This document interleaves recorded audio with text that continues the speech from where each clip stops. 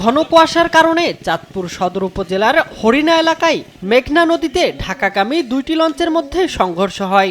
এতে 4 জন নিহত এবং বেশ কয়েকজন আহত হয়।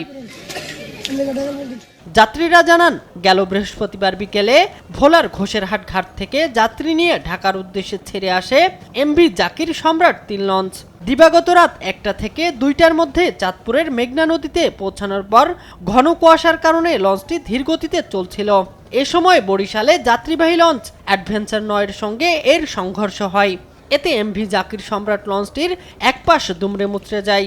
এই ঘটনায় 2 লঞ্চে থাকা অন্তত 4 জন যাত্রী প্রাণ হারান এবং আরও কয়েকজন আহত হন। আহতরা সবাই বরিশাল শেরে বাংলা মেডিকেল কলেজ হাসপাতালে চিকিৎসাধীন রয়েছে বলে জানা গেছে।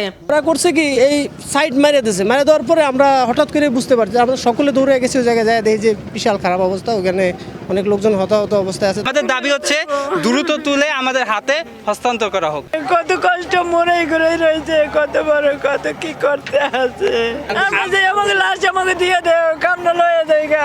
চাঁদপুর নৌ পুলিশের এসআই সরোয়ার হোসেন জানান, এই ঘটনায় অ্যাডভেঞ্চার লঞ্চের 4 কর্মচারীকে জিজ্ঞাসাবাদ করা হয়েছে। অলরেডি আমরা নৌ পুলিশের মাধ্যমে যে লঞ্চটা আছে সেই লঞ্চের মালিককে করা হয়েছে, ওখান থেকে আপনার লঞ্চটা আটক করা হয়েছে। আমি এতটুকু অবগত আছি, নৌ পুলিশ আমাকে এটা অবগত করেছে। তো আমরা যে আইনগত যে পরবর্তী প্রক্রিয়াগুলো আছে আমরা যথাযথ ব্যবস্থা নেব। দুর্ঘটনার তদন্তে 8 সদস্যের কমিটি গঠনের কথা জানিয়েছে নৌ পরিবহন মন্ত্রণালয়। আহত সংখ্যা তারা জানায় নাই বা আহত পায় নাই আর কি।